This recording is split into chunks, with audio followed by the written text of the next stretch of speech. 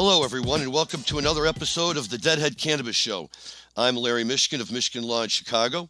I'm joined today by my co-hosts, Rob Hunt in California, and we have our other co-host, Jim Marty, reporting to us live from the MJ Business Conference in Las Vegas.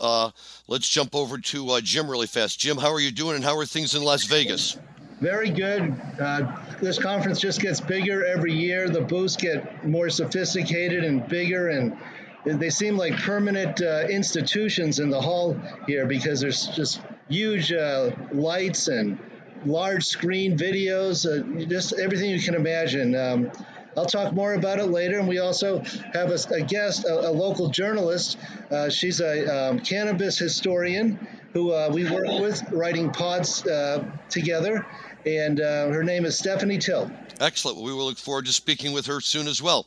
In the meantime, what we really wanted to dive into today, because we have a big day here of Grateful Dead stuff to talk about. I was lucky enough last week to be at the first three Phil shows at the Capitol Theater with the quintet, which were absolutely awesome, and we'll be talking about that. We might even throw in a quick mention of the second round of Phil shows, which are going, just would have completed last week, but even that shows are amazing because some of the songs that he's been pulling out of thin air to play. And then we're really going to take a deep dive into the Grateful Dead album Skull and Roses, which was released 50 years ago this week. And there's lots of great stories we have from that album that we will all be talking about as well. But let me now just quickly say hello to my co-host from California. Rob, how are you doing? I'm doing great, Larry. Excited for today's show because there's so much to talk about. Let's start off with a couple quick notes to begin with. First of all, happy belated birthday to both John Mayer and to Bob Weir, born 30 years apart on October the 16th, 1977 and 1947, respectively. Fun to have the cosmic birthday share between the two. No coincidences. Yeah, exactly. And then the other side of it is, the other thing I want to say is, Jerry Garcia just got nominated and inducted into the California Hall of Fame. So congratulations posthumously to Jerome John Garcia for making it into the California Hall of Fame. Obviously, it's been in the Rock and Roll Hall of Fame for quite some time, but it's great to see California recognizing its own. And with Richie Valens, I saw a couple of musical legends getting into the California Hall of Fame all at the same time. But the honors do continue to pile on for the Garcia family, and well deserved all the way around. Yeah. And one more thing is we usually take time to do it, but condolences to the entire Tutt family for the passing of Ron Tutt, who was a longtime collaborator with Garcia and the Garcia Band, played with a lot of other legends as well, including Elvis Presley. But Ron was just a steady drummer for the early years of the JGB, and I hate it that we're doing this far too often these days of saying goodbye to some of the great musicians that have shared the stage with members of the Grateful Dead.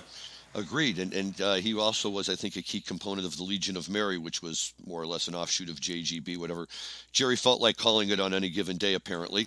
But it was so good. Those 1975 runs were just legendary. All of it. It's all great. We can listen to it over and over, and he does play a great drum, and he did provide the background drumming for Elvis, who I may have mentioned on this show once or not, but I did see Elvis live at the Las Vegas Hilton in 1972, and although I was far too young to know about it at the time, I'm sure that was Mr. Tutt doing all of the drumming as my younger brother and I sat there late into the night watching Elvis do his thing. But I digress with that because there's so much good stuff to talk about right now, but thank you for reminding us of that, because you're right, and just I think it makes it all the more special and poignant, these shows that Phil Lesh is currently throwing down at the Capitol Theater in Port Chester. Guy's 81 years old. Last week he played 3 nights in a row. There was easily 3 hours of music, and just absolutely incredible strength and endurance by Phil. Tremendous bands and musical compositions, the way he's put it all together. And the set lists are nothing short of amazing in terms of what this guy is doing. And, I've thought about this for a while, and I know we've all talked about it on this show from time to time. And when we had David Gans on the show, of course, he is very, very complimentary to and very protective of Dead & Company, as I think we all are to some degree. Dead & Company, to me, will always be the band that kind of keeps the tribal spirit alive, if you will, right? They go around during the summer. It gives us all a chance to gather in large groups of Deadheads, hang out in, places like Wrigley Field or whatever, and, really have that big, large communal Dead experience that we don't have since Jerry passed on. Bob Weir does a fine job. John Mayer is an excellent guitarist. The drummers are who they are. And O'Teal and Clementi, are amazing as well. I agree with everything that David Gans had to say about this band and where they are musically. But having said that, I walked into the Capitol Theater and got 3 nights of the quintet. And without being disparaging to Dead and Company at all, it was like a difference between listening to the music in an elevator and listening to the music, at a Grateful Dead concert. And whereas Bobby has really almost orchestrated the whole thing so lovely and nice, these guys are just, when you talk about Warren Haynes and Jimmy Herring, you're talking about 2 of the legendary jam band guitarists of all time. And you couple them up with a guy who pretty much invented the jam band concept on bass, a killer drummer, and a guy who knows the Dead as well as anybody on the keyboard. And I have to tell you, it takes me to a whole different place than I get to with Dead and Company. The jams are upbeat and high tempo. The song selection is, come on, he opens the first night with Mason's Children into Doing That Rag, into Low Spark of High Heeled Boys. Before we even got to a standard Grateful Dead number, we were already all blown away by the music that he was putting down. And then over the course of 3 nights, it never ended. We got the next night, an amazing opening with St. Stephen the 11 and Eyes of the World, and an encore of Sunshine of Your Love, and more Beatles tunes than we knew what to do with. And all of it just played so well that, it brought tears to my eyes as I'm thinking, this is the energy, this is the power of the Grateful Dead that I've missed hearing for so long, where it just knocks you backwards and really takes you for a ride. And I highly recommend to our listeners that you jump on YouTube or anywhere you can find these shows and start listening to them. And although I'm a sucker for the quintet, and that was the group I had to see, what's so amazing is the group that's playing this week with Joe Russo on drums and Amy Helm, Levon's daughter, doing the singing. And Monday night, they pull out Alice D. Millionaire. Now, for our fans who may not know that song, that came after an article was published in the newspaper in 1966 about Owsley Stanley that said LSD Millionaire arrested or going to jail or something like that. And the boys had some fun with it and turned it into Alice D. Millionaire. And this funky little song that if you listen on the Dead station maybe once a month or less, you can hear them play it. I couldn't find anywhere where the Dead had actually played it in concert. On Google, it said a few times in 1966, but here's Phil Lesh in 2021 pulling it out of nowhere and playing it for his fans. And it's just, to me, what more can you ask for? A guy who helped create it all, a guy who knows his stuff, and a guy who just comes out and plays these tunes that, in your wildest dreams, you wouldn't think you're going to go in there and hear a song like that, and yet there it is. So, as I say, no disrespect to the other side of the Grateful Dead formula, but Phil and his friends at the Capitol Theater are the real deal. They are rocking that place down. And Rob, Capitol Theater was everything you said it would be. An amazing place, great sight lines, wonderful floor, not too overcrowded. Just a beautiful, beautiful place with a lot of history. The Garcia's bar attached to it with the wall of sound pumping out tunes during the intermission was fun. And I couldn't find the chili dog place. I don't know why I wasn't looking in the right spot, but just means I have to go back there with you sometime again in the future and pick up that end of the experience. But yeah, Phil Lesh, man, he is the real deal. Yeah, I couldn't agree more. I really enjoyed the Phil shows last month here in Colorado. Lots of energy, great tunes, great song selection. We got an Eyes of the World the last night. Wonderful that he's still out there and able to keep going. Yeah, the Cap Theater is it's a special place. It's got not only great sight lines, but great acoustics as well, and it's got the beautiful dome ceiling, which really just brings the sound back to you. There isn't a bad seat in that house. It's as clean as it gets as far as sound quality, as far as just being able to see from almost every seat. It's got the great box seats that run along the left and right hand side of the theater that really bring you back to the days of your traditional opera theaters. Everything about it is just cool. The way it's designed, the way you walk in from the main entrance. It's not like the Warfield is where you go in and then bang a left into the main hall. It's straight ahead of you, walk into the place and boom, in your face, ready to go. So really glad you got to experience it. And look, I couldn't agree with you more. I think when you've got Warren and Jimmy up there that are playing tunes and trading licks, there's no comparison. John Mayer is a great guitar player. He's a great blues guitar player. He's not that. He's not Jimmy. And he's certainly not Warren. So having that lineup, and again, not to disparage John. John's terrific, and he's been great for the band. And thank goodness he's been there to guide them through the last several years. And but for John Mayer, there wouldn't be Dead and Co playing Shed tours. But at the same time, when you've got a chance to put in other people and see other lineups, as you know, I'm a huge fan of Tom Hamilton stepping into that role as well. There's a handful of guys that can do it and can do it really, really well. So delighted that you got to see it. Yeah, it was really a lot of fun. Thank you. It was just great, and one of those Dead experiences that you hope for and finally get. And what's great about it is that the Capitol Theater really came into prominence. With the shows that were played there. We've done an episode or two on that already, the last week of February of 1971. But 71's a big year for the boys, and it's very fitting that another big topic that we're going to bring off the shelf today and talk about, we've been kind of teasing it for a while, is that this week marks the 50th anniversary of the release of the Grateful Dead's second, I suppose, live album, called Skull and Roses, because corporate rejected Skullfuck, which I believe was Phil Lesh's preferred name. So we got Skull and Roses, and I don't know anybody who has the album who doesn't put it in high esteem and at the very top of their playlist. And for people who are just getting into the Grateful Dead and want a sense of what live Dead sounds like, that's not really the primal Dead of live Dead in the 1969 era.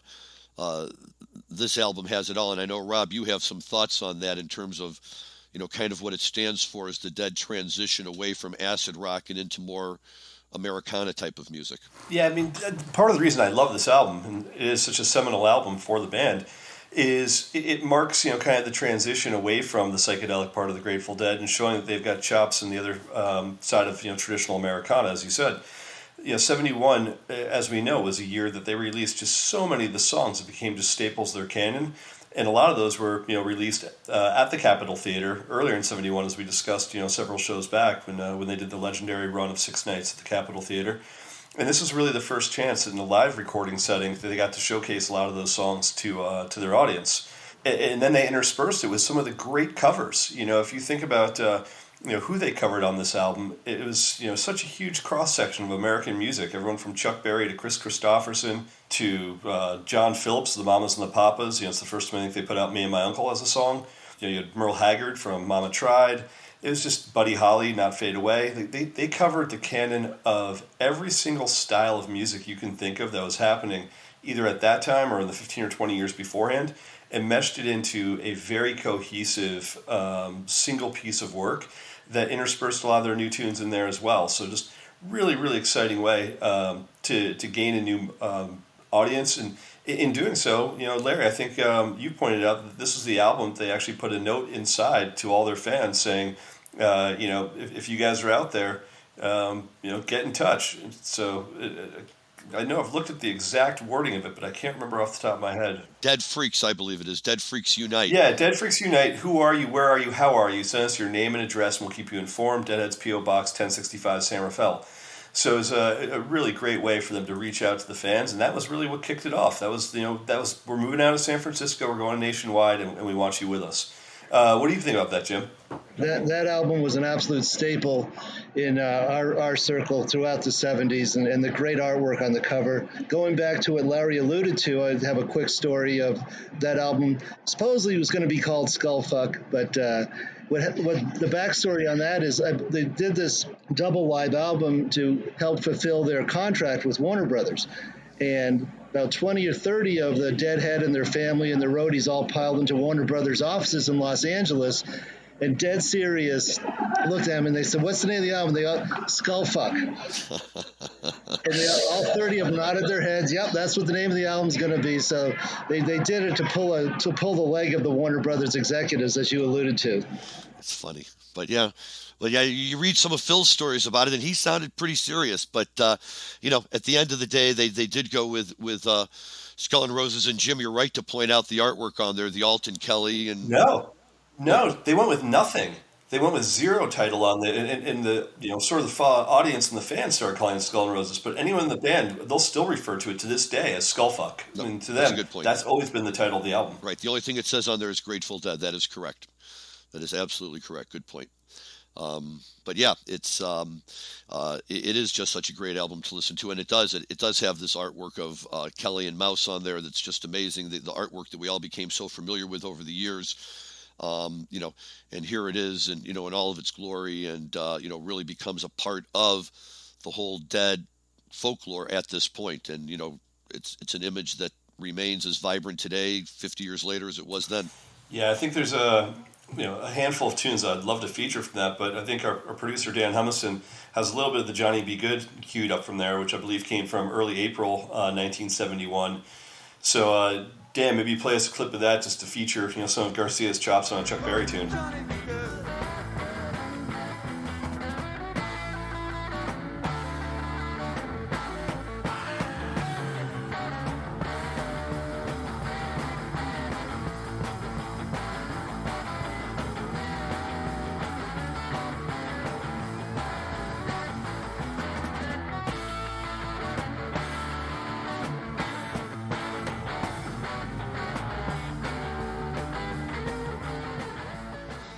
Can I just say that better than Marty McFly in Back to the Future? We've got this brand new sound, man. You got to get down here and hear it. That's right. That's right. Well, and boy, the way he plays it, it is a brand new sound. That's just unbelievable. Yeah, and by the way, that was actually from March 24th, 1971 from Winterland. But yeah, I mean, that's taking Chuck Berry at his finest and saying, okay, we're just going to absolutely, go as hard as we can at that sound.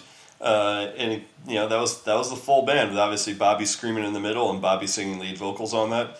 So really fun way for them to get into the Chuck Berry songs, which obviously includes "Promised Land" and "Let It Rock." I think for Garcia as well. Yeah, And not to mention Round and Round. Yeah, I always forget "Round and Round" because it never rises to that same level of enthusiasm that the others do. It's kind of a slow tempo rocker. Yeah, Promised Land is such a great song. One time I was at a Grateful Dead concert up in Telluride, and after the show we're in the hot tub, and this guy, I said, what was that song? I wasn't that familiar with it at that time, and he knew all the verses, and he sat there in the hot tub, and he went all across the country, from Georgia to Alabama and Mississippi, and some people in Houston town, and he's on a jet having a first-class dinner. Great song. and the other Chuck Berry that they played, that Jerry played a lot, that I liked was his cover of "You Never Can Tell." Yeah, I always forget "C'est La Vie" is his also. I always forget that's a Chuck Berry tune. Yep. So all of that stuff is, it's just so great to hear. But what's interesting about this is, like, a song like Bobby McGee at this point in time was basically still a brand new song. It had just been written and released by Chris Christopherson, I think, and popularized by Janis Joplin.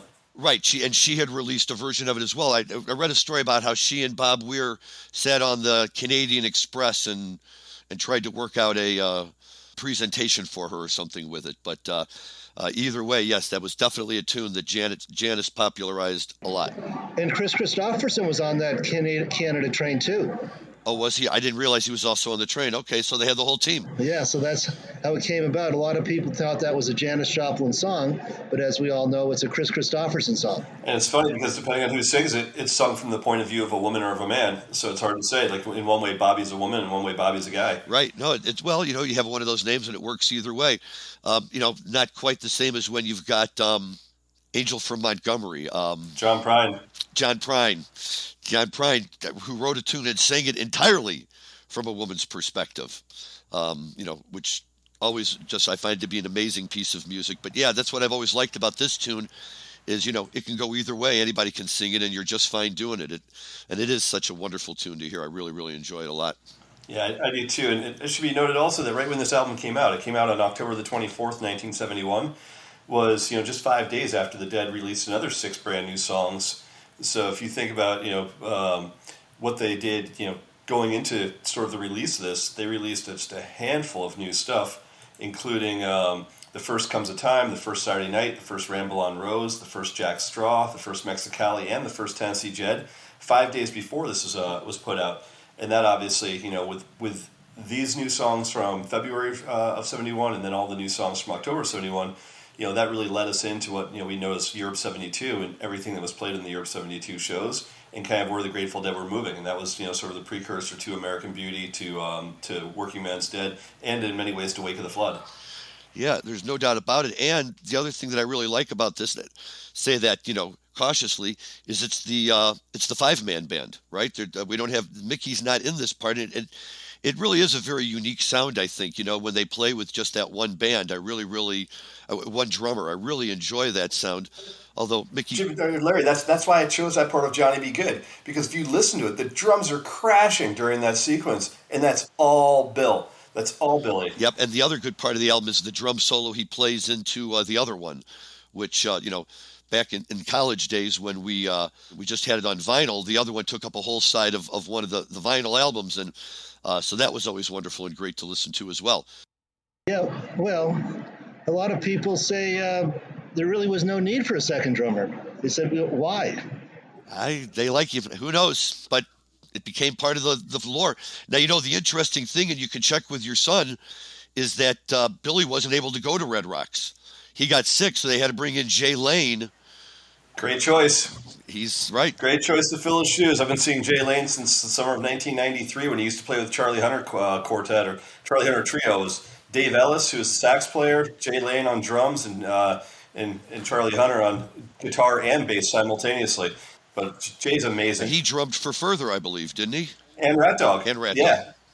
Well, yes, and we'll have more on that next week after the Dead and Company completes their 4-show run in Colorado.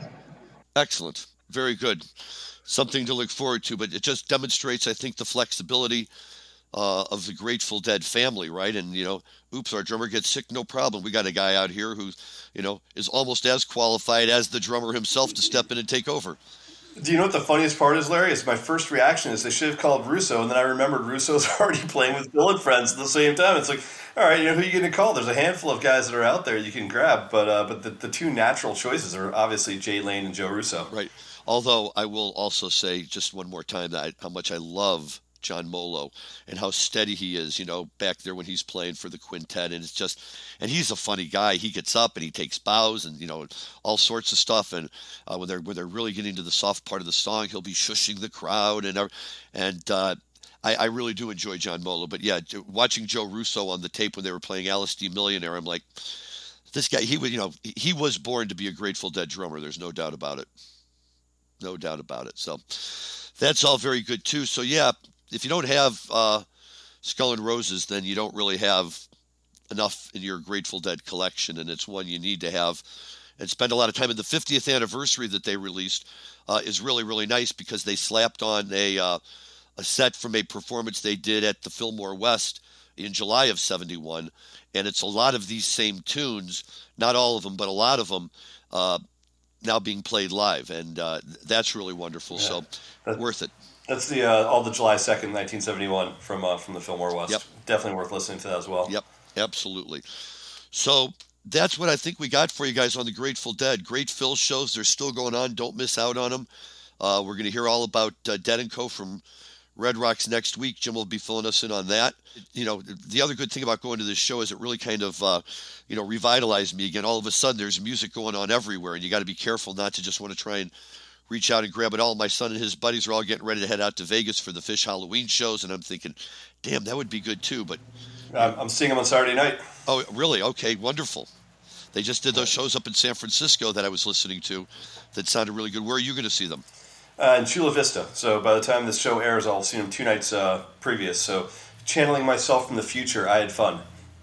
There you go. I'm sure it's kind of hard not to with those guys, especially the way they're playing right now. So that'll be great. We'll hear from you then on that too.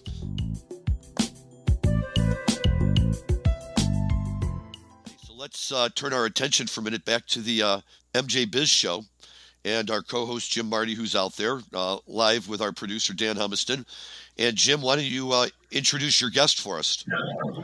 Yes. So back to Las Vegas here.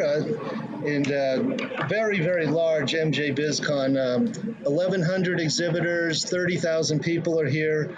They have us wearing masks, but not when you're eating or drinking, so it's fairly loosely enforced. But good to be out and see everybody again after not having an MJ BizCon last year. So I have my guest today is Stephanie Till. She is a cannabis historian, and as a little more background is we do work together. She writes some blogs for Bridge West, so we've had a working relationship going back a year or more, and ran into her at the show, and I just said, hey, how would you like to be on our podcast, the Deadhead Cannabis Show? Now, she never got into the music of the Grateful Dead, but she knows a lot about cannabis. So, Stephanie, give us your take on MJ BizCon. Are you having a good time? I am, and I'm actually glad to see so many new faces, but also seeing some of, really getting to see some old faces as well. It means that the pandemic didn't wipe out as many of the companies as I had feared it would, because for the cannabis companies it's been pretty good, but for the ancillaries who helped them, the picks and shovels, it's been a little bit harder, but I'm glad to see so many people here. It's great for Las Vegas because that means we have more people in hotels, more people enjoying the entertainment that we have here. And for our local cannabis companies, it's really an opportunity to shine and showcase what Vegas can do differently than anyone else in the cannabis industry. I'm really excited for hopefully either next year or the year after, because we should have consumption lounges by then, and it'll be a game changer for MJ BizCon. So, Stephanie, what does a cannabis historian do? Well, I'm kind of like a pack rat at this point in time.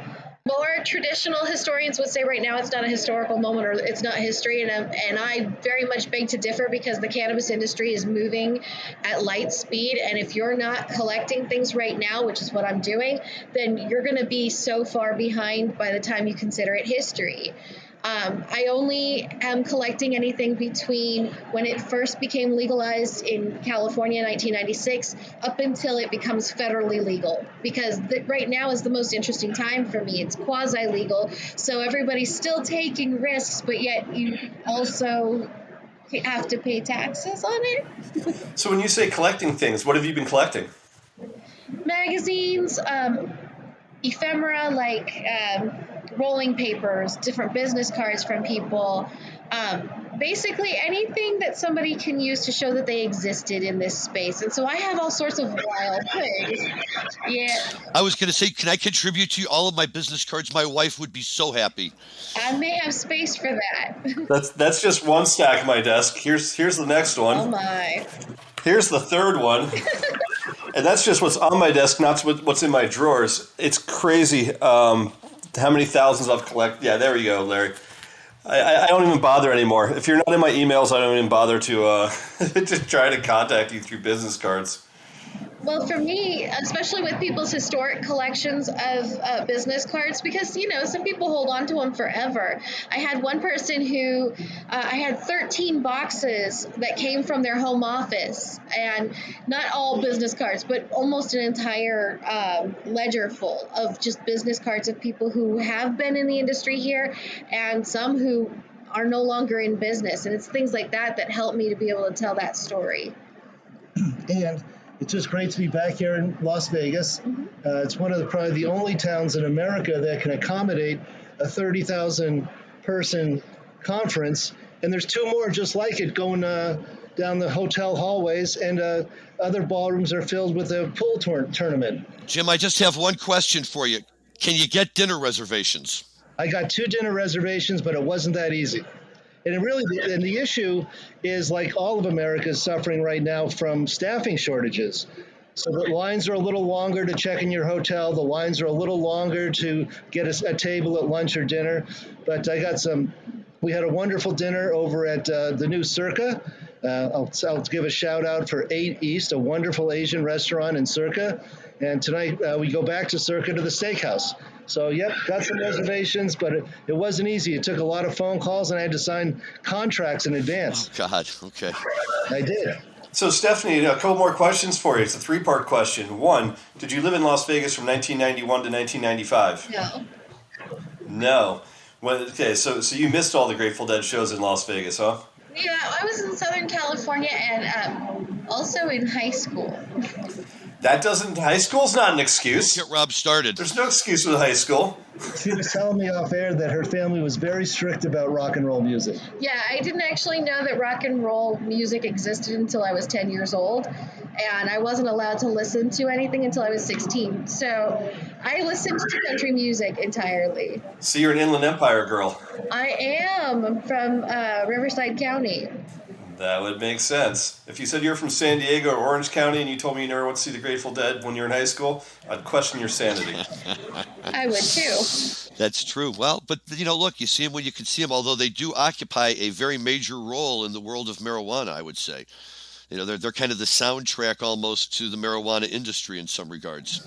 So, Stephanie, I think we got into this a little bit, but tell us a little bit more about the impact that COVID has had on Las Vegas and how good it is to see these 30,000 people here today. So, because it's not just Vegas, actually, even though Vegas is the one that brings in the most revenue from conventions, that revenue gets spread across the entire state. So not having conventions was a huge loss for us, especially conventions like MJ BizCon, because they become so large and because, the clientele that it brings in really do want to go and see all of the shows and utilize the local businesses. So it was a really 2020 was very detrimental to us, which is why our politicians worked really hard to find ways to make sure that we could still do it safely, because our economy really needs to have that kind of influx. Because as much as we love having people come just to visit and gamble,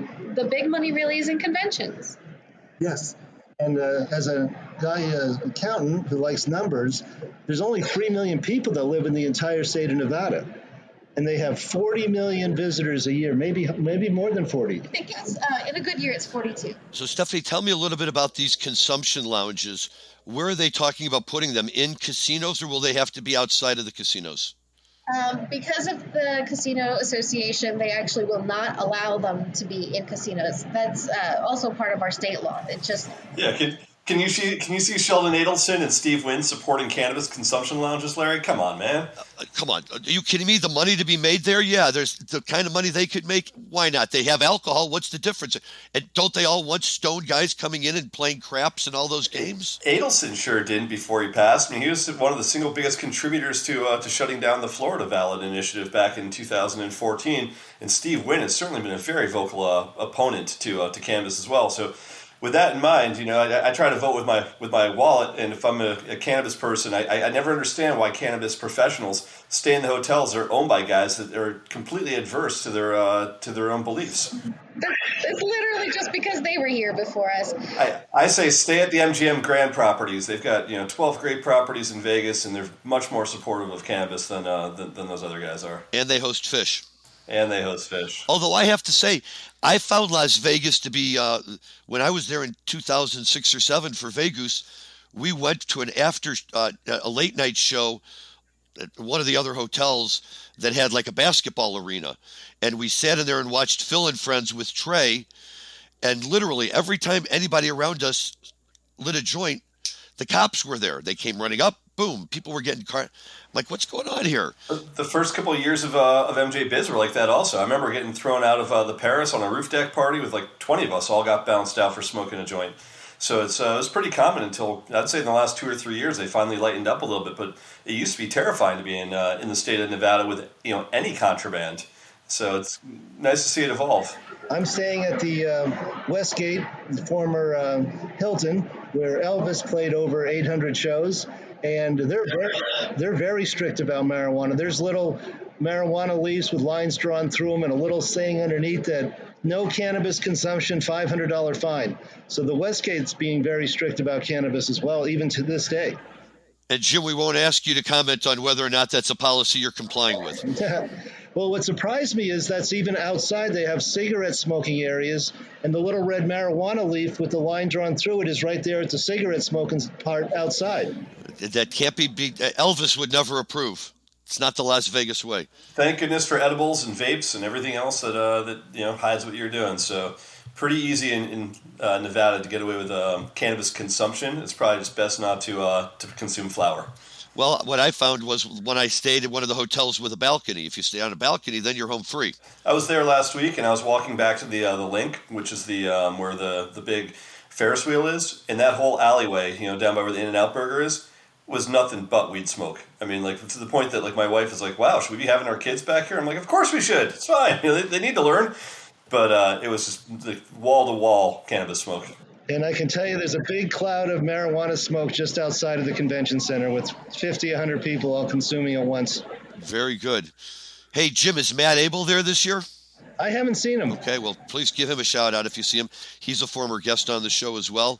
Good friend of ours, a guy who I met same time I met Jim originally at 2013 MJ Biz in Seattle. Yes, the first MJ Biz. This is, I think we've all talked about the first time we all met. Well, the second MJ Biz. The first one I think was in Denver. There was a tiny little one that we had in Denver. I wasn't at that one. But the first major one was the one just south of Seattle at the racetrack. Yeah.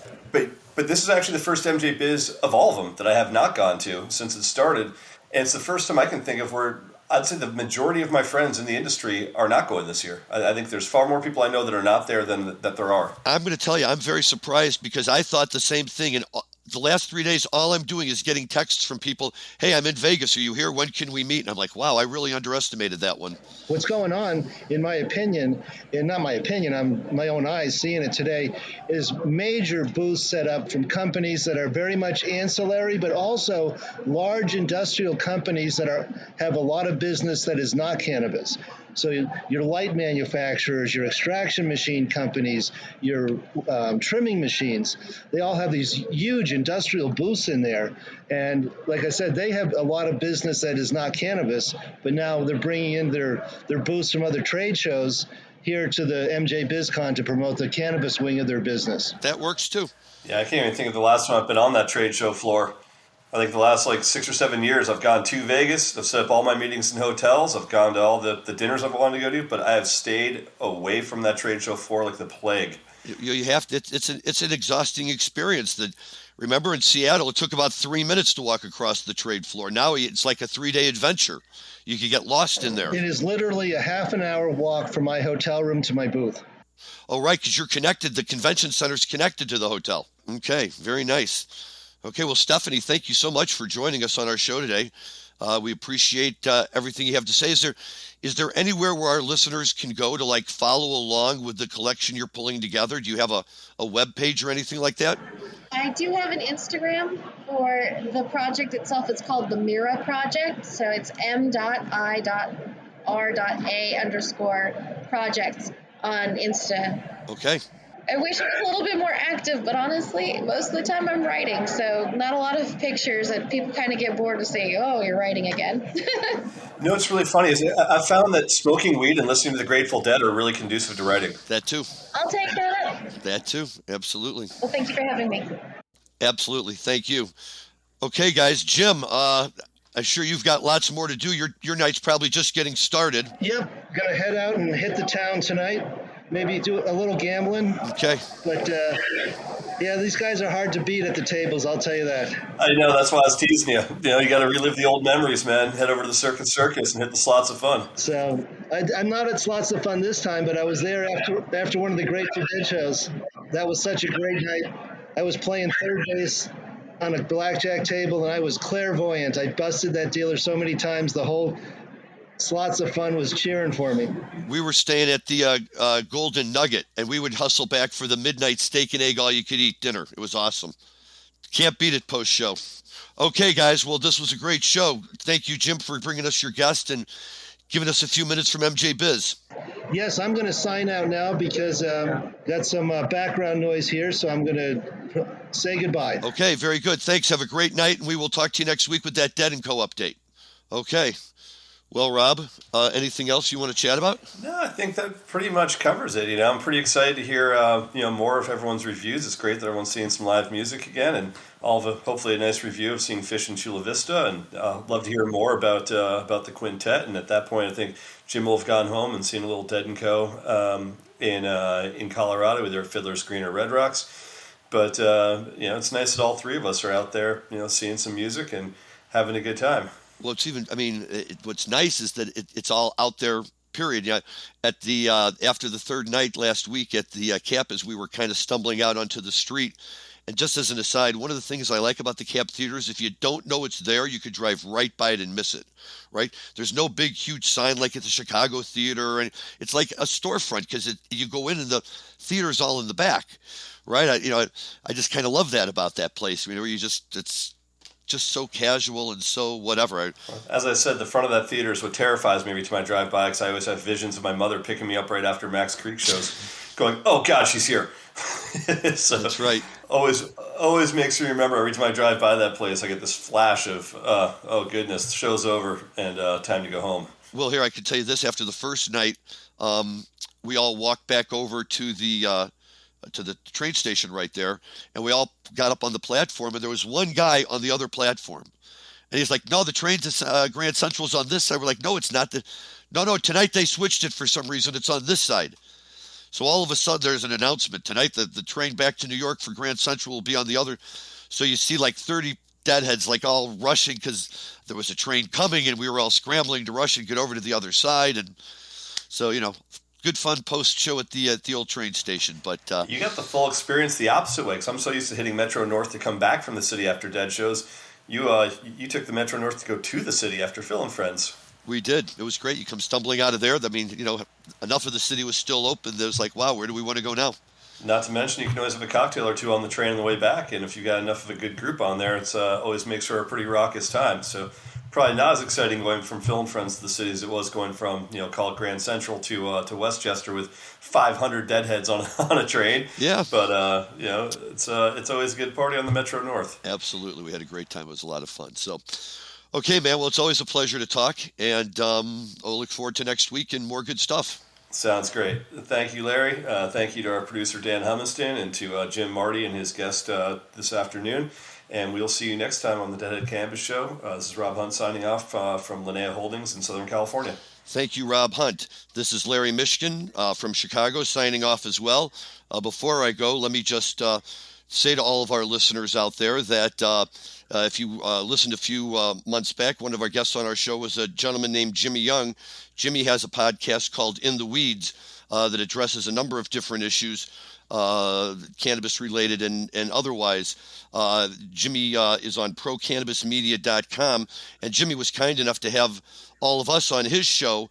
And if you go to procannabismedia.com, you can find the episode of In the Weeds with Jimmy Young and hear the wise words that we all had to say. And in that instance, you even get to hear from our producer, Dan Humiston, who Jimmy was very interested in bringing on this show. He always wants to hear the inner workings of the mastermind behind the scenes. So check that out at procannabismedia.com. Thank you again to our guest and to Jim Marty, to Dan Humiston for running everything from Las Vegas. And as we go, we will leave you with the Grateful Dead from the Skullfuck album, playing Me and Bobby McGee. And it's just a wonderful tune. Enjoy your cannabis responsibly. Just another word for nothing left to do. Nothing ain't worth nothing, but it's free. And feeling good was easy, Lord, when Bobby sang the blues. Feeling good was good enough.